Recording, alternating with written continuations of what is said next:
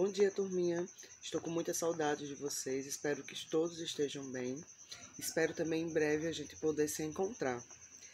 E para dar continuidade aos nossos assuntos, hoje a gente vai tratar sobre a Grécia Antiga. O território da Grécia, ele vai estar localizado ali onde a gente conhece como Península Balcânica, tá? É onde a Grécia vai estar localizada. E o território da Grécia, ele é dividido em três.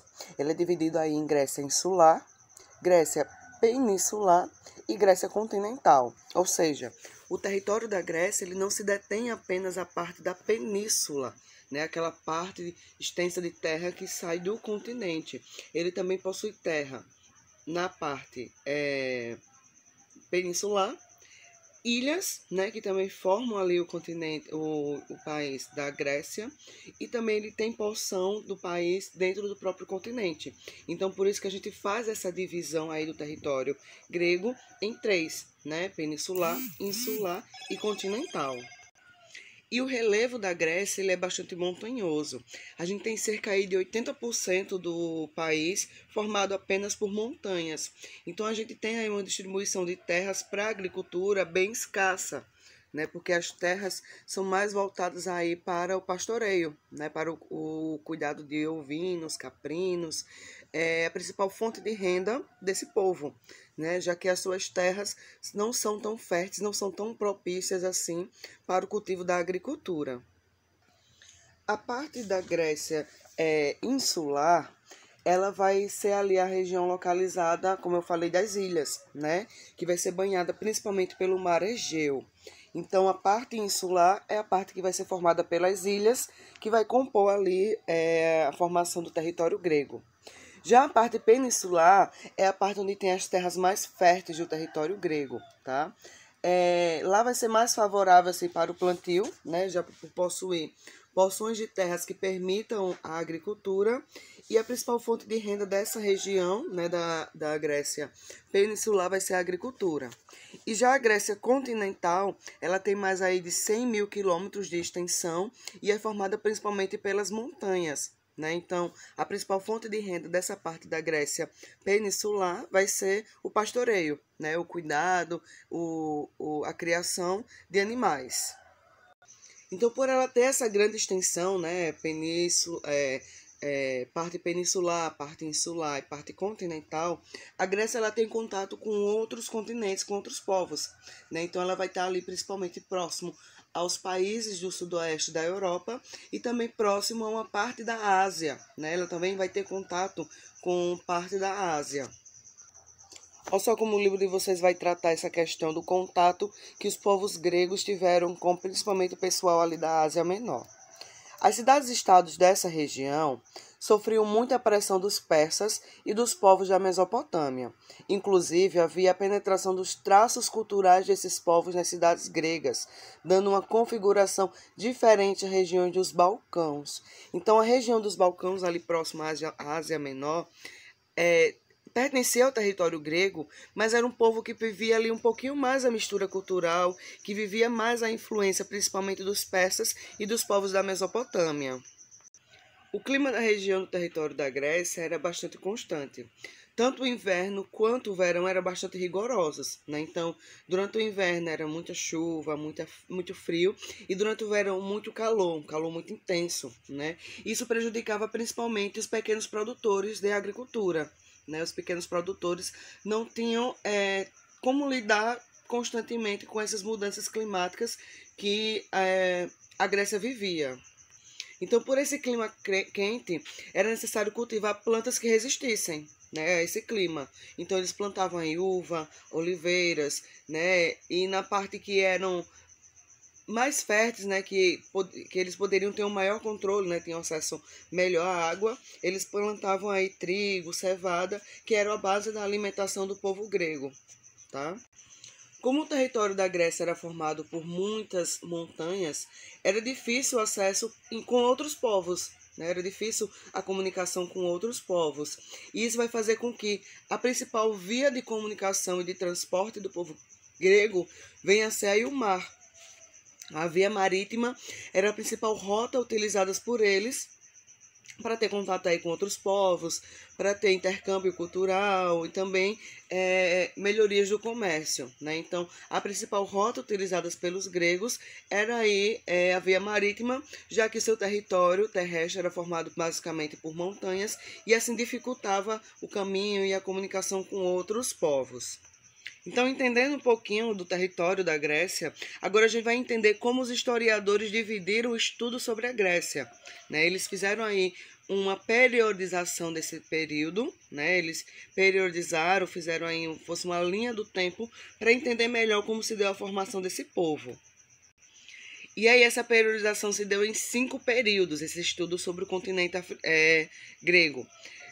A gente dividiu aí a Grécia em período pré-homérico, período homérico, período clássico, arcaico e helenístico, tá? São esses 5 períodos que dividiram para o estudo da Grécia para facilitar o entendimento de como esses povos se organizaram e qual a diferença de cada povo para cada período. Vamos entender melhor um pouquinho agora sobre o período pré-homérico. O período pré-homérico ele é formado principalmente pela chegada dos primeiros povos ao continente grego, tá? Marcado principalmente por grandes invasões. Os primeiros povos a se encontrarem na região da Grécia foram os pelasgos, tá? Os pelagos, que significavam povos de longe, eram povos de origem indo-europeia. Eles foram os primeiros ocupantes da região e eles se denominavam helenos, tá? E daí nomearam Elade como a primeira cidade ocupada por eles. Então, o primeiro nome que a Grécia recebeu foi esse nome que eu acabei de citar, Elade, tá? Elade foi o primeiro nome que a Grécia recebeu devido à ocupação dos pelasgos, né, que se denominavam helenos, e assim colocaram o nome da Grécia de Elade. Outro povo que chegou à Grécia foram os aqueus. Tá? Os aqueus também eram povos de origem indo-europeia e eles chegaram à região e começaram a dominar e a conquistar uma diversidade de povos que se encontravam na região. Eles começaram a comercializar com uma diversidade de povos, mas um dos povos que eles não conseguiam comercializar eram os cretenses. Tá? Os cretenses que viviam ali na ilha de Creta, eles tinham domínio do mar Mediterrâneo, já que eles estavam ali numa ilha localizada de um livre acesso para eles poderem se comunicar com a diversidade de povos. Então a gente considera o povo de Creta como um governo talassocrático, ou seja, um governo que depende diretamente do comércio marítimo para sobreviver. Tá? Então, quando vocês ouvirem essa palavra aí, talassocrático, vocês logo se referem a um lugar que está próximo ao mar e que domina essa região ali do mar. Tá? Então, a região ali do mar Mediterrâneo era dominada pelos cretenses, porque eles já habitavam ali na ilha, e eles já tinham ali um grande desenvolvimento sobre navegações. Tá? Então, a gente denomina Creta como um governo talassocrático que depende diretamente da economia que é feita ali dentro do mar Mediterrâneo. Os aqueus fundaram a cidade de Micenas. Tá? A cidade de Micenas foi tipo assim uma forma também para intimidar o povo de Creta. Né? A gente também tem uma cidade, a gente também está fixado aqui na região. E assim que eles fundaram a cidade de Micenas, logo também eles empreenderam conquistas na região de Creta, né? Ou seja, eles queriam também o domínio da ilha. Então, como eu já havia falado, né, os cretenses eram grandes homens hábeis aí na navegação, né? Igual os fenícios também, que eram grandes navegadores. E aí os cretenses também tinham essa hábito de navegar e sabiam muitas técnicas para navegar no mar Mediterrâneo. A forma de governo exercida em Creta era uma monarquia. E é lá em Creta que surge, para quem não sabe, a lenda do Minotauro. Tá? O primeiro rei lá de Creta se chamava Minos. E daí que vem a lenda, né, e o nome Minotauro. E aí, por volta de 1400, né, antes de Cristo, os aqueus conseguem conquistar Creta, dando origem à cultura que a gente chama de creto-micênica, que seria aí a junção das duas culturas, né, da cultura do povo aqueu, lá de Micenas, e a cultura do povo cretense, lá de Creta. Tá? Então, em 1400, os aqueus conquistam a Creta e dá início a essa nova cultura, que é a chamada cultura creto-micênica. Olha só como o livro de vocês vai tratar essa questão da conquista de Creta pelo povo micênico. O contato dos aqueus com os cretenses, que dominavam o mar Egeu, possibilitou que os aqueus desenvolvessem novas técnicas agrícolas e navais. Os aqueus superaram os cretenses, conquistaram a cidade de Cronossos e destruíram parte da sociedade de Creta. Com isso, expandiram suas atividades comerciais e de pirataria pelo mar Mediterrâneo e Oriental.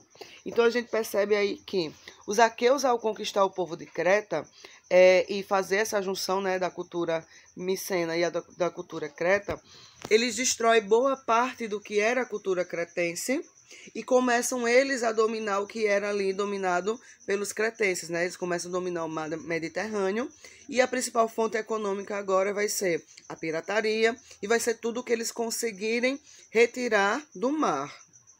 Uns 300 anos depois, né, da conquista de Creta pelo povo aqueus, outros povos também começam a chegar num continente balcânico, né, na Península Balcânica.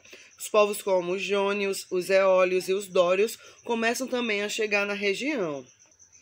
Os povos jônios foram responsáveis ali pela fundação da cidade de Atenas, tá? Os povos eólios foram responsáveis pela fundação da cidade de Tessália. Já os dórios, eles foram os povos que provocaram o que a gente chama da primeira diáspora grega. A chegada desses povos à Grécia causou muito medo e desespero. Primeiro, porque eles chegaram dominando toda a região de Micenas, né? Chegaram conquistando esse povo e fez com que o povo grego, que estava já ali fixado nas suas terras, nas suas regiões, começassem a se dispersar, ou seja, começassem a migrar para as outras regiões, já que ali estava impossibilitado deles viver devido à brutalidade, né, que os povos dórios agiam com eles. Então, a chegada dos povos dórios é marcada aí, como eu falei, pela primeira diáspora grega, ou seja, diáspora significa dispersão, fuga, sair, né? Então, o povo grego começou aí a se dispersar, a sair, devido a essa ameaça que os povos dórios causavam a eles. E aí, essa fuga dá início ao que a gente chama de período homérico. Então, toda a destruição causada ali pelos povos dórios vai fazer com que a Grécia entre no período em que os historiadores chamam de fase obscura, né? Por que, professora, fase obscura? Porque todos aqueles costumes, toda aquela vida que eles estavam acostumados a viver, né, já estavam se adaptando, teve que ser regredida, né? Porque eles se dispersaram, tiveram basicamente que começar do zero. Então, a escrita começou a entrar em desuso, técnicas de agricultura começaram a ser reiniciadas. A organização política também teve um regresso, né? Eles voltaram a ter como forma política a formação de clãs, né? Ou seja, a organização política está ali dentro da própria família e não fora da família. E aí dá início ao que a gente chama dos genos, ou comunidades gentílicas. Antes de adentrar o que eram as comunidades gentílicas, fazer só uma nota aqui sobre por que o nome do período é período homérico e do período anterior é período pré-homérico, né?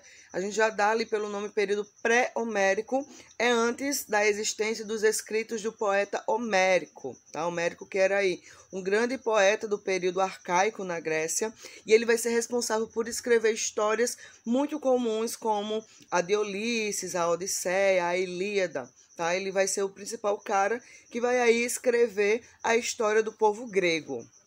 Então, essas comunidades gentílicas, né, ou os genos, eram comunidades formadas principalmente por laços de parentesco. Ou seja, quem vai estar dentro ali daquele gênero, quem vai pertencer àquele determinado clã, vai ser alguém que pertença à família. Tá? Estrangeiros podem ser aceitos, mas com permissão da própria família, tá? Então, a base desse início do governo do período homérico vai ser a formação desses clãs, desses gênos, que esses gênos vai dar origem aí a governos mais voltados ali para a questão familiar. Olha só como o livro de vocês tratam sobre essas comunidades gentílicas. Na sociedade gentílica, cada um tinha o seu papel escolhido pelo chefe. Caso se recusasse a fazê-lo, era expulso. Tudo que era produzido era distribuído igualitariamente para cada membro dos gênos, impedindo assim a ascensão de alguns deles. Apesar de a distribuição da população ser de caráter igualitário, existia uma organização social que favorecia aqueles que tinham um grau de parentesco mais próximo ao pater familiares, chefe dos gênos. Os gênos eram um tipo de famílias formadas por várias outras famílias que se consideravam parentes e moravam na mesma terra, onde todos trabalhavam e distribuíam entre si o produto do trabalho. Cada gênus produzia tudo aquilo de que necessitava, e as famílias cultivavam um grande espírito de solidariedade. As comunidades gentílicas existiam em quase todo o período homérico. A sua desorganização aconteceu no período arcaico. Então, o que a gente pode entender sobre essas comunidades gentílicas, né? Eram extensões de terras onde moravam pessoas pertencentes à mesma família, né? Parentes, primos, tios, moravam na mesma terra, onde tudo que era produzido servia para subsistência. Ou seja, tudo que era produzido servia para cobrir, né, as próprias necessidades, as necessidades alimentares, necessidades de confecção de roupa, enfim. Tudo que era produzido dentro dos gênos servia para o próprio abastecimento dos gênos.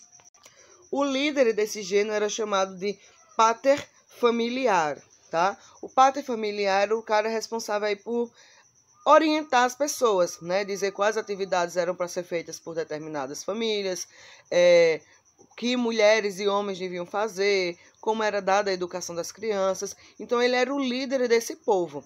E, geralmente, esse líder era um membro mais velho, né? Porque se considerava que o cara, por ser mais velho, ele possuía uma bagagem aí de experiência muito maior. Esse período homérico, ele começa a se desintegrar, né? Ele começa a se desfazer quando a gente inicia mais ou menos ali o processo da propriedade privada. O que a gente entendeu com essa noção de comunidades gentílicas? Tudo é de todo mundo, né? Se está ali as mesmas famílias produzindo milho, carne, tudo vai ser dividido entre eles. Mas aí chegou um negócio danado chamado de comunidade privada, né? Propriedade privada. Ou seja, dividir a terra ali para apenas o que é produzido servir para mim, independente de eu morar em comunidade ou não. Essa ideia aí de individualidade vai fazer com que a noção de gêneros não funcione mais, não seja mais o tipo de governo que era necessário para a região, e aí a gente vai dar início ao que a gente chama de período arcaico, tá? O período arcaico que vai ser marcado aí principalmente pelo surgimento que a gente diz das polis. O que vem ser as polis? As cidades-estados, né? Cidades-estados que a gente conhece como Atenas, Espartas. Então, vai ser nesse período arcaico que essas cidades vão surgir. Então, olha só como o livro de vocês vai tratar esse rompimento aí das comunidades gentílicas. Quando a propriedade privada cedeu à coletiva, desapareceram os laços de solidariedade e os gêneros foram substituídos pelas famílias nobres que governavam as cidades. E aí é o que dá início ao que a gente chama aí de período arcaico, o surgimento das cidades, de famílias levando mais para o lado do individualismo. O coletivismo, né, o que é dividir para todo mundo, já não é uma questão usada, né? A questão agora é o individualismo, enriquecimento próprio, não divisão, o que é produzido por mim fica para mim. Eu não preciso dividir com mais ninguém. Então, essa introdução da propriedade privada vai fazer com que a ideia de solidariedade, de coletividade, de divisão se rompa, dando início a uma nova sociedade grega. E outro fator também que vai fazer com que os gêneros não dêem mais certo é o aumento da população, né? A população estava crescendo de uma forma tão enorme, né, tão desorganizada, que a produção do gênio já não era mais suficiente para a sobrevivência desse povo. Então era necessário agora ali se encaixar os padrões do período arcaico para que houvesse aí uma melhor vida, uma melhor condição de sobrevivência. Só que essa desintegração do sistema gentílico, né, dos gênios, vai fazer com que haja uma grande divisão social. Ou seja, na divisão dos gênios vai haver aqueles que vão ficar com as terras mais férteis, mais produtivas, e aqueles que vão ficar com as regiões mais miseráveis. Como o livro de vocês vai tratar essa questão da desintegração do sistema gentílico. As pessoas que tinham pouca proximidade com paterfamílias viviam em condições miseráveis, submetendo-se aos desejos daqueles que possuíam terras. Com o surgimento da propriedade privada, iniciaram os conflitos entre os grupos e, para lidar com as constantes crises, os proprietários de terra passaram a formar associações, e essas associações se chamavam frátias. As frátias, né, elas serviam aí como uma forma de amenizar toda essa situação que a Grécia estava vivenciando pós-desintegração do sistema gentílico. Então, para fugir dessa situação, muitos habitantes empobrecidos dos gênios passaram a buscar alternativas e partiram para formar colônias longe da Grécia. E aí, essa desintegração do sistema gentílico e essa procura por um lugar onde eles pudessem viver melhor dá o nome de Segunda Diáspora Grega. Os historiadores vão chamar que esse foi o segundo período em que o povo grego precisou se dispersar, se separar para sobreviver. Se eles ficassem todos ali juntos no mesmo local, talvez eles não conseguissem sobreviver. Então, esse fato da desintegração do sistema gentílico, o início da polis grega, vai fazer com que muitos povos se dispersem, dando início ao que a gente chama de Segunda Diáspora Grega. E aí essa dispersão vai fazer com que os povos gregos habitem regiões ali da Itália, da Sicília, e eles vão denominar essa formação, essa dispersão, como Magna Grécia, tá? Só que aí essa Magna Grécia vai fazer com que as desigualdades sociais disparem, aumentem cada vez mais. Então, aqueles que eram próximos dos líderes dos gênios conseguiram boas posições no governo, conseguiram boas terras para sobrevivência. Já os que não tinham boas relações ou não eram tão próximos ao líder, esses foram responsáveis aí por sair da Grécia e recomeçar a vida em outro lugar. As frátias, com o passar do tempo, passaram a se unir. Elas sozinhas não estavam conseguindo organizar a região, enfim. Então, quando as frátias se reuniram, deu início ao que a gente chama de demos, tá? Essas demos, elas vão dar início ao que a gente chama aí de cidades-estados e vai dar início à polis grega, tá? Quando a gente lembra da palavra polis grega, a gente lembra que vai ser o início do que a gente chama aí da palavra política, tá? Vai começar a ser um povo mais politizado, que vai valorizar mais o que é a educação, que vai valorizar também outras questões que não eram prioridades durante o período pré-homérico, homérico. Então, só como o livro de vocês vai tratar essa formação aí da polis grega. Foi no período arcaico que houve um processo de desagregação da sociedade gentílica e o surgimento da polis grega, que aí é cidades-estados. Nessa altura, deram-se os primeiros avanços significativos para a ascensão da democracia e observou-se também uma revitalização da língua. Então, a fase aí da polis grega vai ser uma fase que a gente geralmente conhece, que é a cidade de Atenas, a formação da cidade de Esparta, o início da democracia grega, o início do surgimento da filosofia grega, também vai se dar nesse período, tá?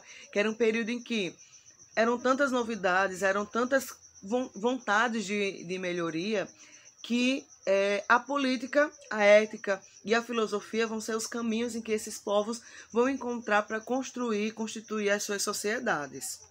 Então, para quem não lembra, quando a gente ouvir ali o nome cidades-estados, são cidades que estão localizadas ali no mesmo país, porém são cidades que têm autonomia política, ou seja, cada uma tem a sua forma de governar, sua forma de ética, suas morais, tá? Mas todas pertencem ao mesmo lugar, todas pertencem à Grécia, que a gente está estudando no caso a Grécia, e todos também possuem a mesma língua, a mesma religião. O que vai mudar aí dentro desse nome cidades e estados é que elas vão ter uma forma de política de governo autônomo, né, livre. Não vai precisar ter ali a figura de um rei central para governar todas as cidades. Cada cidade vai ver a sua forma melhor de governo. Tanto é que a gente estuda aí Atenas e Esparta separados, né? Porque são duas cidades gregas que vão se destacar e que elas possuem formas de governos diferentes. Vamos ver como o livro de vocês tratam sobre a polis. A polis grega era uma cidade que tinha leis, costumes e governos próprios, completamente autônoma uma em relação às outras. Os traços em comuns entre elas eram a religião, a cultura e a língua. Nas cidades-estados, o poder agora era exercido pelo basileu, juntamente com um conselho de nobres e uma assembleia de guerreiros. Então, o líder agora, né, o nome do líder da polis era basileu, que novamente continua aquela ideia, que era o membro mais velho, era o cara que possuía mais experiência para poder governar o povo.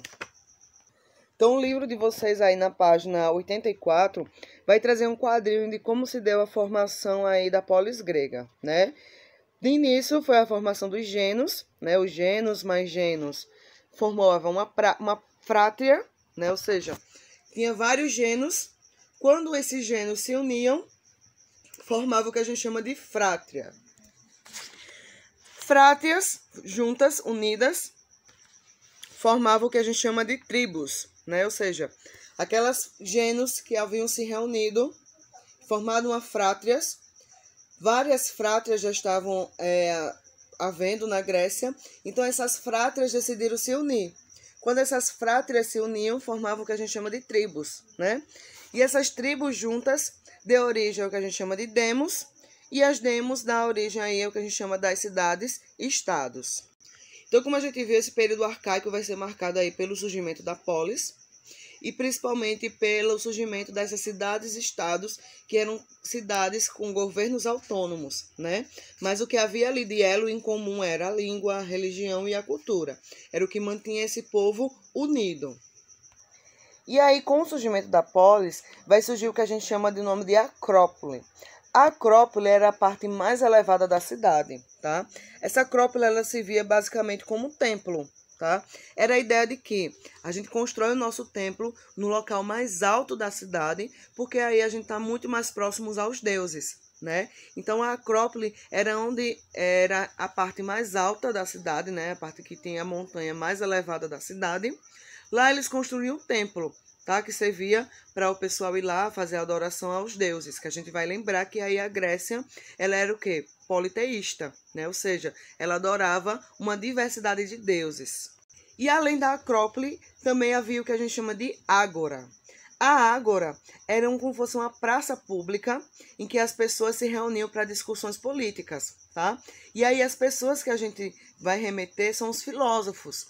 É nesse momento aí que vai surgir a filosofia grega, que vai surgir a figura aí de Sócrates, de Platão, tá? E eles utilizavam essas ágoras, né, essas praças públicas, para fazer essas discussões políticas.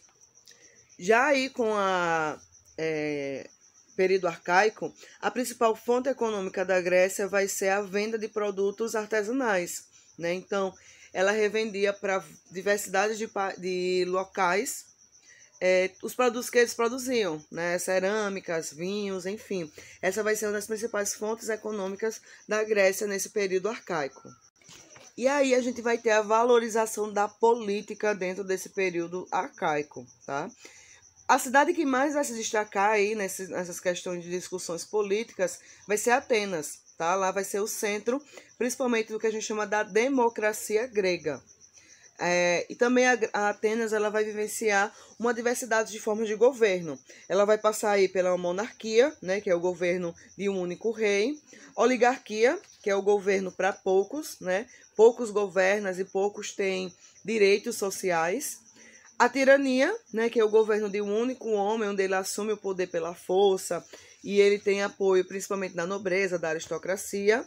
E a democracia, que vai ser um dos últimos sistemas que a Grécia arcaica vai vivenciar, que vai ser um sistema aí que tem igualdade para todos os cidadãos, tá? Frisa bem essa palavra do final, para todos os cidadãos. Mas, professora, todas as pessoas na Grécia Antiga eram cidadãos? Não. Apenas homens que tivessem uma determinada renda social. Apenas homens que nascessem na Grécia. Ou seja, mulheres, escravos não eram considerados cidadãos na Grécia Antiga, tá? Então, apenas os homens que tivessem essa determinada renda social, que fossem nascidos na Grécia mesmo, é que tinham direitos políticos. Então, por isso que a gente diz que a democracia grega, né, antiga, não é a mesma democracia que a gente vive hoje no século XX, né, que a gente vive hoje em 2020 também. São interesses diferentes, eram mundos diferentes, tá? Então, a gente vai entender isso, que quem era cidadão na Grécia Antiga eram os homens que nasciam na Grécia e que eram livres. Mulheres, escravos ou escravos por dívidas não eram considerados cidadãos. E aí a gente entra agora no período clássico, né? A gente viu que o período arcaico vai ser marcado pela formação das cidades-estados e principalmente com destaque para as cidades aí de Atenas e Espartas. O período clássico vai ser marcado aí pelo auge do desenvolvimento das principais cidades gregas, tá? Além também de ser marcado por esse desenvolvimento, vai ser marcado por duas guerras, tá? A primeira são as guerras médicas e a segunda são as guerras do Peloponeso. As guerras médicas são guerras marcadas aí entre povos gregos contra os povos persas, tá? Vai ser aí um embate muito intenso entre gregos e persas. Já a guerra do Peloponeso vai ser uma disputa aí entre Atenas e Espartas, né? Entre as principais cidades gregas. Então, por hoje é isso, turminha, né? A gente deu aí uma investigada nessa periodização da Grécia, né? Onde a Grécia vai ser dividida em um período pré-homérico, que é o período de formação da chegada dos principais povos, da primeira diáspora grega, né? A gente tem um período homérico, que é formado aí pelos formação dos gênos, né? E o desenvolvimento até chegar a polis. O período arcaico aí que é marcado pela formação dessas cidades-estados, pela valorização da política e da cultura grega. E o período clássico vai ser marcado principalmente aí por guerras, né? Vai ser marcado principalmente aí pelas guerras médicas, que vai ser a disputa aí entre povos gregos e persas, e a guerra do Peloponeso, que vai ser marcada aí uma disputa entre atenienses e espartanos. Espero que todas as dúvidas tenham sido esclarecidas e qualquer dúvida estou à disposição da turma. Um abraço a vocês. Tchau!